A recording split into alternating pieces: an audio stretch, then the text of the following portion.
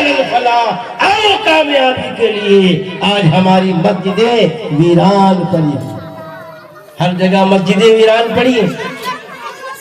آج ہمیں احساس بھی نہیں ہے کہ اللہ نے ہمیں کیوں پیدا کیا۔ ہم نے تو عالم ارواح میں اللہ کے سامنے وعدہ کیا ہے، اللہ نے قیامت تک جتنے والے انسان ہیں سب کی روحوں کو جمع کیا تھا اور فرمایا تھا الست بربکم، تم یہ بتاؤ تم دنیا میں جا کر کس کی عبادت کرو گے؟ سب نے کہا تھا قالوا بلا وشہدنا، ہم آپ کی عبادت کریں گے۔ ہم نے اس وعدے کو چھوڑ دیا، اس لیے مسلمانوں ضرورت اس بات کی ہے کہ اگر ہماری زندگی نبی کے طور طریقے کے خلاف ہوگی تو جہنم میں جانے کے بعد نبی کا نام بھول جائیں۔ اور دوسری بات یہ ہے کہ میری ماں بہنیں یہ نہ سمجھے کہ یہ ساری نصیحتیں، ساری تقاریر مردوں کے لیے ہے، نہیں، بلکہ آپ بھی اس کی ذمہ دار ہے۔ آج تو عالم ہے عورتوں کا، کیا قرآن نے کیا کہا؟ الرجال قوامون علی النساء، ہم نے مردوں کو عورتوں پہ حاکم بنایا ہے، لیکن آج کے اس دور کے اندر ہر عورت جو ہے مرد کی حاکم ہے۔ آپ قرآن کے الفاظ بدل دیے اپنے، قرآن کہتا ہے الرجال قوامون علی النساء، مرد پر ہم نے، عورت پر ہم نے مردوں کو حاکم بنایا، لیکن آج کی یہ عورتیں، اس دور کی عورتیں مردوں کے اوپر حاکم بن چکی ہیں اور مرد ان کے محکوم۔ اندازہ لگائیے آج کتنی حیا دیکھیے، اللہ کے رسول نے فرمایا الحیاء شعبۃ من الایمان، حیا ایمان کا شعبہ ہے۔ آج میری ماں بہنوں تم اپنے زمانے کو، اس زمانے پر غور کرو، اپنے ذہن میں لاؤ کہ صحابیات کی دیکھو، تمہاری طرح ان کا جسم تھا، شکل و صورت تھا، وہی خون تھا جو تمہارا خون ہے، لیکن آج تمہارے جسموں سے شرابی کیوں پیدا ہو رہے ہیں، زناکار کیوں پیدا ہو رہے ہیں، نافرمان کیوں پیدا ہو رہے ہیں، بے نمازی کیوں پیدا ہو رہے ہیں؟ اس کی وجہ یہ ہے کہ تم نے پردے کا اہتمام نہیں کیا۔ اگر پردے کا اہتمام کرتی تو نبی تو نہیں، لیکن آج تو حافظوں کو جنم دے سکتی تھی، عالموں کو جنم دے سکتی تھی، مفتیوں کو جنم دے سکتی تھی، اماموں کو جنم دے سکتی تھی، مفسرین کو جنم دے سکتی تھی، محدثین کو جنم دے سکتی تھی، لیکن جب سے تو نے پردے کو چھوڑا، بے حیائی تمہاری زندگیوں میں آئی، تو تمہارے جسم سے نمرود پیدا ہوئے، فرعون پیدا ہوئے، سجاد پیدا ہوئے، ابی ابن خلف پیدا ہوئے۔ آخر تم نے ایسوں کو کیوں جنم دیا؟ تو باج رہتی تو بہتر۔ آج اندازہ لگائیے، کوئی عورت اگر گھر کے اندر نماز پڑھتی ہے اور بلند آواز سے اس نے قرات کر دیا الحمدللہ رب العالمین، تو متفقہ فیصلہ ہے کہ اس عورت کی نماز فاسد ہو جائے۔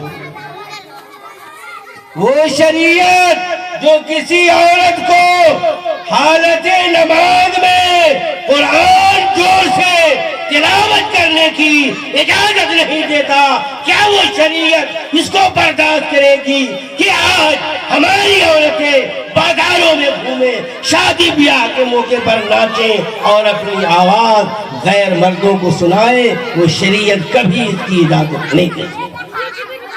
آج تو عورتوں کا حال کیا کہا جائے؟ تمہارا تو وہ مقام ہے کہ سب سے پہلے ایمان لانے والی میں تمہارا نمبر ہے حضرت خدیجہ الکبریٰ، اور اسلام میں سب سے پہلے اسلام کے لیے شہادت تمہاری ہے حضرت سمیہ رضی اللہ عنہ۔ لیکن آج تو نے سارے پردوں کو تار تار برقرار کر دیا. آج تو بے حیائی اور بدکاری عام ہو گئی, زنا عام ہو گئی. آج بے حیائی اور بے پردگی کا کیا عالم ہے. حضرت فاطمہ رضی اللہ تعالی عنہا کا نام آپ نے سنا ہوگا, جنت کے عورتوں کی سردار ہے, نبی پاک صلی اللہ علیہ وسلم کی بیٹی ہے. جب آپ کے انتقال کا وقت آیا, آپ نے حضرت علی کو بلایا, شیر خدا کو, اور فرمایا او علی, میرے مرنے کا وقت قریب ہے, میں آپ کو نصیحت کرتی ہوں. میری ماں بہنوں کان لگا کر سنو, جنت کی عورتوں کی سردار کا واقعہ سنو. حضرت علی سے فرمایا او علی, او میرے سر کے تاج, میں اب دنیا کو چھوڑ کر جانے والی ہوں, لیکن ایک وصیت کرتی ہوں, اس کو گرہ سے باندھ لینا. وہ وصیت یہ ہے کہ جب میرا انتقال ہو جائے تو مدینے میں کسی کو اس کی خبر نہ ہونی چاہیے. اللہ, آج تو حال یہ ہے, کہیں مرد کا جنازہ ہوا اور خبر ملی, گاڑی بندھایا, ساری عورتیں چلی گئی. جس مرد کو زندگی میں دیکھنا حرام ہے, مرنے کے بعد اس کا چہرہ دیکھنا حرام. جس عورت کو زندگی میں دیکھنا حرام ہے, مرنے کے بعد اس کا چہرہ دیکھنا حرام. حضرت علی سے فرمایا کہ جب میں مر جاؤں تو میرے مرنے کی خبر مدینہ میں کسی کو نہ ہو. کون کہہ رہی ہے؟ جنت کے عورتوں کی سردار. عبادت میں وہ مقام ہے کہ جب نماز کی نیت باندھتی تھی, تہجد کے لیے کھڑی ہوتی تھی, پہلے سجدہ میں جاتی تھی, ایک ہی سجدے میں فجر کی اذان ہو جاتی. فرماتی اے باری تعالیٰ, تو نے اتنی چھوٹی رات بنائی جو میرے ایک سجدے بھی مکمل نہیں ہو, لیکن وصیت کتنی بڑی ہے کہ اے علی شیر خدا, جب میں مر جاؤں تو میرے مرنے کی خبر مدینہ میں کسی کو نہ ہو.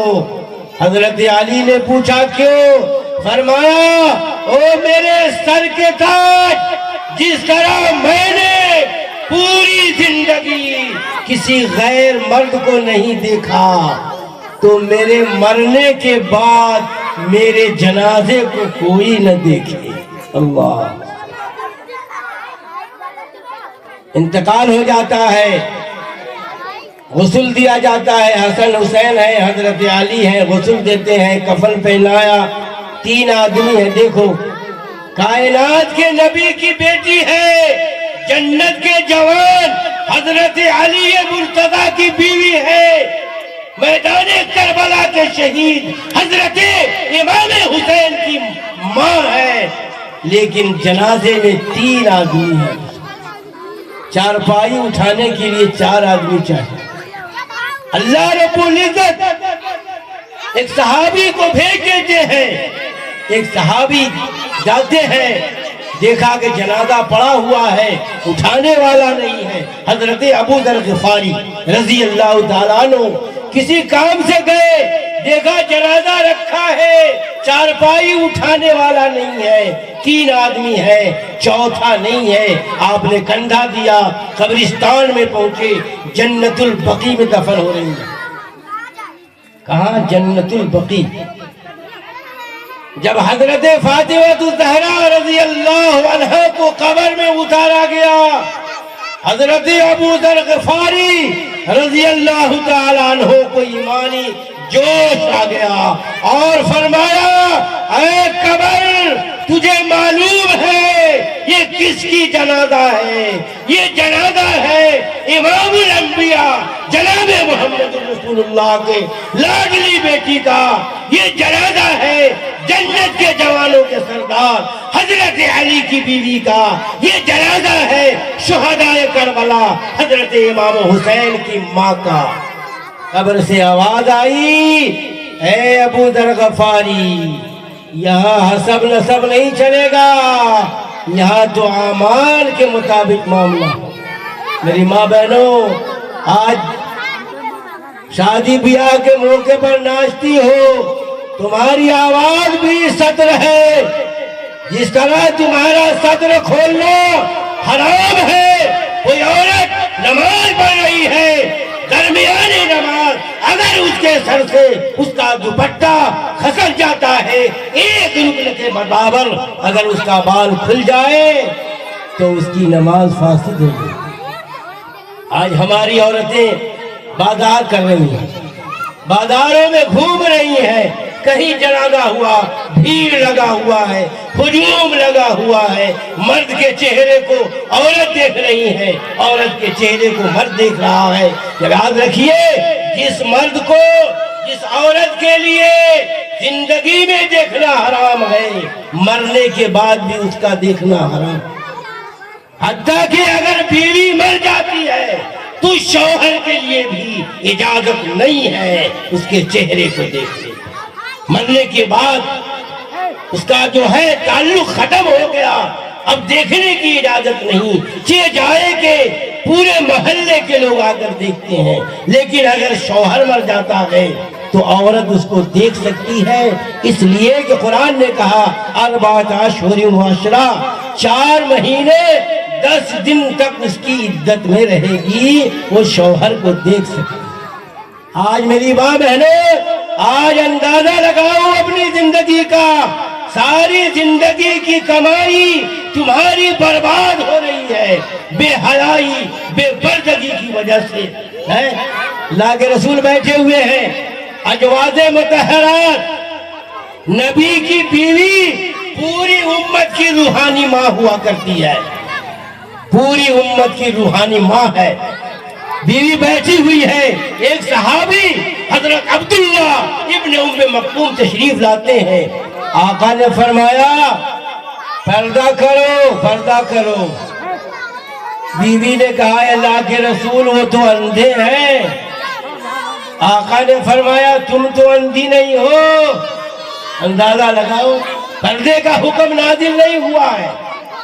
حضرت زینب رضی اللہ تعالیٰ عنہ قضائے حاجت کے لیے باہر جا رہی ہیں، وہاں پر کفار مکہ موجود ہیں۔ جیسے ہی ان پر نظر پڑی، کافروں نے یہ کہا کہ دیکھو یہ نبی کی بیوی جا رہی ہے۔ حضرت عمر رضی اللہ تعالیٰ عنہ کو جلال آیا، فرمایا یا امی ارجع الی بیتک، اے میری روحانی ماں تم اپنے گھر کی طرف لوٹ جاؤ، یہ کافر تمہاری طرف اشارہ کر رہے ہیں، ابھی پردے کا حکم نازل نہیں ہوا۔ روایتوں کے اندر آتا ہے کہ حضرت زینب رضی اللہ تعالیٰ عنہ دروازے میں پہنچتی ہے، خدا کا پیغام آتا ہے، جبریل آتا ہے، قرآن نازل ہوتا ہے، وَقَرْنَ فِي بُيُوتِكُنَّ وَلَا تَبَرَّجْنَ تَبَرُّجَ الْجَاهِلِيَّةِ الْأُولَىٰ، پردے کا حکم نازل۔ تو میری ماں بہنوں، تمہارا شریعت کے اندر بڑا مقام ہے۔ سب سے پہلے ایمان لانے والیوں میں آپ کا نام ہے۔ اسلام کے لیے سب سے پہلی شہادت آپ کی ہے، اس لیے آپ اپنے کردار کو سنبھالیں، پردے کا اہتمام کریں، اپنی اولاد کو تربیت دیں، قرآن پڑھائیں، ورنہ اللہ تعالیٰ معاف نہیں کرے گا۔ دعا کریں کہ اللہ رب العزت ہم سب کو حقیقت کہنے کے مطابق عمل صالح کی توفیق نصیب فرمائے۔ وما علینا الا البلاغ۔